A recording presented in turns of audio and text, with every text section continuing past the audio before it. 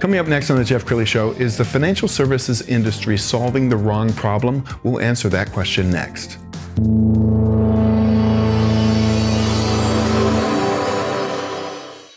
Many are predicting that the worst is yet to come, which is unfortunate, said one person here.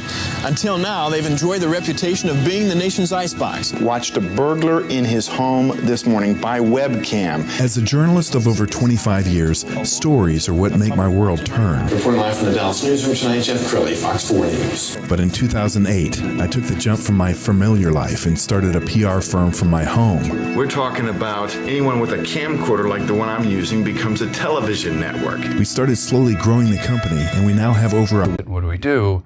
And the whole industry really got built around this idea of rate of return. We've got these dollars to save. What does your risk look like? Let's get this in the market, and let's see if we can get the number bigger. And so the industry and the marketing all got centered around net worth.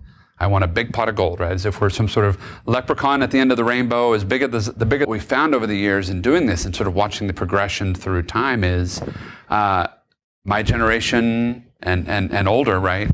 We don't have pensions. It's sort of a thing of the past, and Social Security is starting to get a little bit. We're not sure, right? And so we're starting to have that conversation. Well, net worth may not be what you're actually looking for because the world has shifted. And then we can't talk about net worth anymore because the joke is I don't take net worth to the grocery store. I take income to the grocery store. And so we've got to, I think the industry changing the conversation between I want a pot of gold and I want cash flow. Because everybody wants to retire and have their life look the same the day after as it was the day before, right? But the industry is not asking that question. And so I think a lot of times we're trying. I love it, Eric, that you share this advice freely. I urge my audience to look at their social media platforms. In fact, you and Mary Lyons, a friend of mine, have a great podcast. Yeah. It's called the Big Wealth Podcast. Let's roll a clip. Right.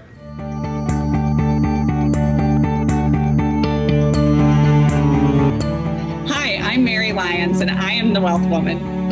And I'm Eric Alexander from Benchmark Income Group. And this is the Big Wealth Podcast. Everything you've ever been taught about money is wrong. But don't worry, we're here to help. We'll use the same tools you already know to actually help set you free. Free to do what you want with your time, with your money, and with your energy. Free to live your life the way you have dreamt about. So we're going to talk about wealth knowledge, personal reflections, and the financial... Welcome to the Big Wealth Podcast.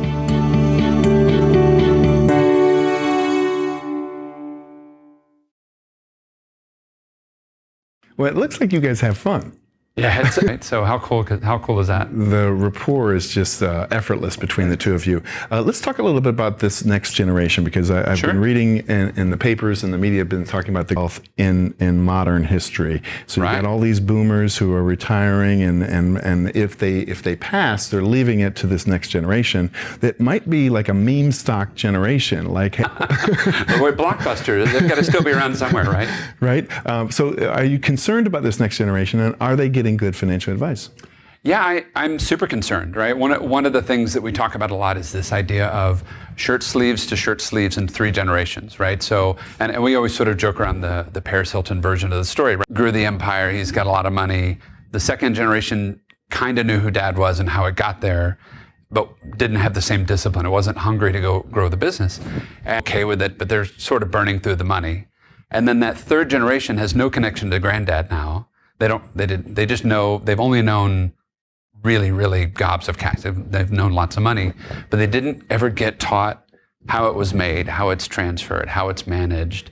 They're just living on it, right? And so they burn it down, and then great grandkids come along and it's like, man, we don't have any money, we're poor, where did this go from? And they've got to start the cycle again. Yes. And so that's the big fear is, I think as a society, as an industry probably, we're not doing a good job at sort of teaching our kids sort of earn it. Because that, just like we talked about a few minutes ago, right? The previous generation, we grew up with pensions. So your mission every day is convert oxygen into carbon, and then everything's okay. But There wasn't a lot of like, okay, here's how a dollar works. And here's how to generate cash flow that never stops, right? And so I'm fearful for the next generation. Absolutely. And a lot of parents just don't ever have that financial talk with their kids, do they? Right. Mom, dad died, nobody knows where anything is. And because is it a taboo subject? Why are parents still reluctant to provide financial literacy for their children? Kind of a strange joke in our office is we'd have an easier time talking about your sex life than your money, right? And the sort of the running joke is, I teach you anything because I'm just making it up as I go, right? And mom and dad don't want to share anything bad. They don't want to share bad information.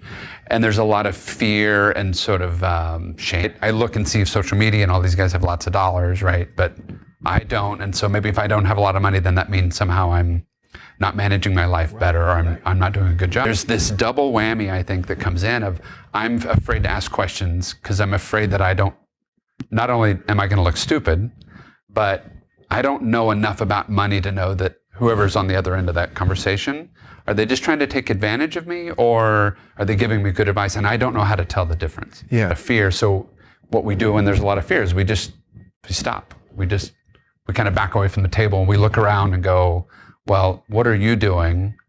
Right. And I think it was, Campbell that said, right, you're the average of the 5 people that you hang around with most, right? And so we look around at all of our friends and we go, well, okay, well, that sounds good. I'll do that. Well, it seems like most people in their 20s aren't really making many financial decisions that count, right? They're not. If there is a company 401k plan, they're not putting in their match. They're kind of living for today. But the miracle of compound interest, right? I mean, had you only started putting away even $5, $10 a week, that can turn into some real money. Yeah, you got 40 or 50 years of compounding on your side, right? Yeah, and that's the trouble. Let's talk about COVID, because I think COVID interrupted everybody's life, and now we have a bunch of millennials and Gen Zs that are job hopping again. There was this kind of this pent up, I hate my boss, and now I'm going to leave. Sometimes these are rash decisions to leave a position without a backup plan. Yeah, totally. Well, I think momentum carries so much weight in our lives. We do stuff, and then 5 minutes in, 10 minutes in, 2 years, 10 years in, 20 years, we're like, why are we doing that? And it's like, well, I don't know, because it's what we did yesterday, and that's what we did 5 years ago, right? And nobody ever has this sort of conversation about, is this really where I should be, or I want to be, where my passion is, right? We heard a meme or a Facebook post the other day, and the guy says, I get all my great ideas in the shower. And I'm like, okay, why? And he says, well, it's the last place I'm actually allowed to be bored, because I don't have a phone in there, I don't have a TV in there, I don't have anything going on, right? So it's my only place to think. And I think COVID did that for a lot of people. It's like, it was a giant stop. Everybody stops, go home, right? And not that we were bored, because we were all sort of trying to figure out what the universe looked like, but it gave us a moment to go, okay, at some point this is going to blow over and we're going to go back. Right. What is this really what I want to go back to? Yes. Like, do I like the job? Do I like the boss? Do I like where I live? Right. We sort of anecdotally, we were talking to a client of ours, and she said that one of the problems they're having at their firm, and it's a relatively large firm, is that people have moved and didn't actually tell anybody that they moved. Wow. And not just like, I'm moving from Dallas to Allen. They moved from Dallas to Tennessee, or right? They're making big life changes, moves, and never bothered to inform their boss that they weren't in the city anymore, right? And so I think people are going, I don't want to be here, or I don't want to do this thing. Yes. And I think it's creating some turmoil, but I think on the other end of it is people are looking for that purpose. Like, what am I doing that gives me joy, that helps me fulfill my mission? Okay, we've got about a minute left. Sorry. So in the closing minute, how does somebody know when they need somebody like you, and what kind of questions should you be asking your financial advisor? I think how they know that they need somebody new is that we had a moment earlier this week. We'll call her Susie, right? She's like, I'm making good money. Every time I change jobs and I level up, I'm leveling up fairly sizable in my income, and I've made 2 or 3x what I used to make, right? But I'm looking around and my 401k isn't really that much bigger than what it was. And she's a good saver. She's a great saver. But what's next? Like, actually on a path, I feel like I'm just kind of clicking along, right? And at the end of that conversation, just by kind of helping her change the paradigm with which she answers a question, or what she's asking the question, her lifestyle at retirement, just by changing it and having that conversation of, are you where you should be? And how do you know what that is? How do you ask a better question? And so I think that's always the catalyst for people coming in, is like, I'm doing the thing, it's what everybody else seems to be doing, but there's got to be more, right? That's the cue. It's like, I need help. I can see why you're so successful. Eric Alexander, we're going to end with the website. It is benchmarkincome.com. Eric Alexander, thanks for being on the show. Thank you very much. I appreciate it, Jeff. You bet. That's it for now. We'll see you next time.